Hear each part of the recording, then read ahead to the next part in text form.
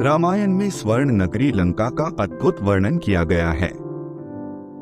कहा जाता है कि इसकी भव्यता से लक्ष्मण इतने मुग्ध हो गए थे कि उन्होंने रावण पर विजय प्राप्त करने के बाद लंका पर शासन करने का सुझाव दिया था। तब राम ने लक्ष्मण को कहा था कि अपनी माँ और मातृभूमि वास्तव में स्वर्ग से भी बड़ी होती है। उत्तरकांड रामायण में बताया गया है कि आखिर रावण को स्वर्णिम लंका कैसे मिली। एक बार माता पार्वती जी ने महादेव से कहा कि आप तो देवों के भी देव महादेव हैं। सारे देव तो सुंदर महलों में रहते हैं, लेकिन देवाधिदेव श्मशान में, इससे तो देव की प्रतिष्ठा भी बिगड़ती है। उन्होंने महादेव से हठ किया कि आपको भी महल में रहना चाहिए। आपका महल तो इंद्र के महल से भी उत्तम और भव्य होना चाहिए। उन्होंने जिद पकड़ी कि अब ऐसा महल चाहिए जो तीनों लोक में कहीं न हो। महादेव ने समझाया कि हम तो ठहरे योगी, महल में तो चैन ही नहीं पड़ेगा। महल में रहने के बड़े नियम विधान होते हैं।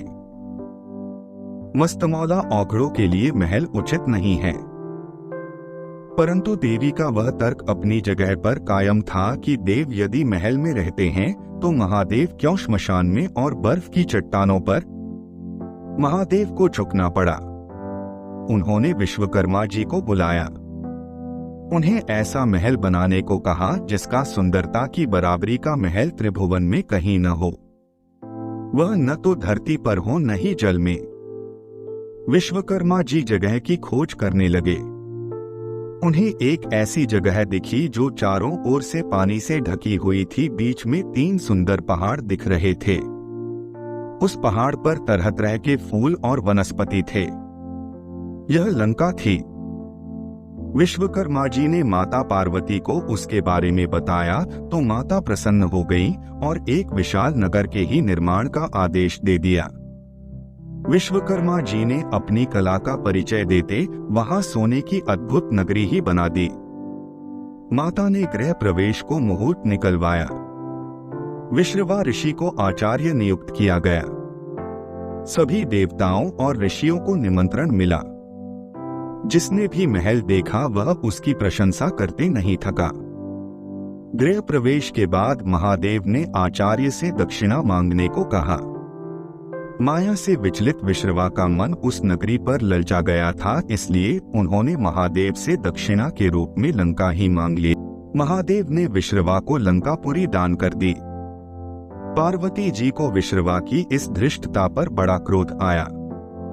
उन्होंने क्रोध में आकर शाप दे दिया कि तूने महादेव की सरलता का लाभ उठाकर मेरे प्रिय महल को हड़प लिया है। महादेव का ही अंश एक दिन उस महल को जलाकर कोयला कर देगा और उसके साथ ही तुम्हारे कुल का विनाश आरंभ हो जाएगा।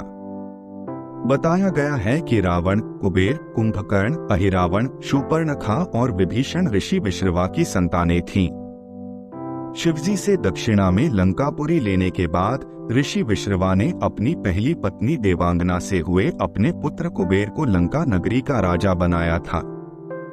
लंका नगरी पर पहले राजा कुबेर का शासन था, लेकिन ऋषि विश्रवा की दूसरी पत्नी कैकसी के पुत्रों ने कुबेर को राजा मानने से मना कर दिया और आपस में लंका नगरी के लिए लड़ने लगे।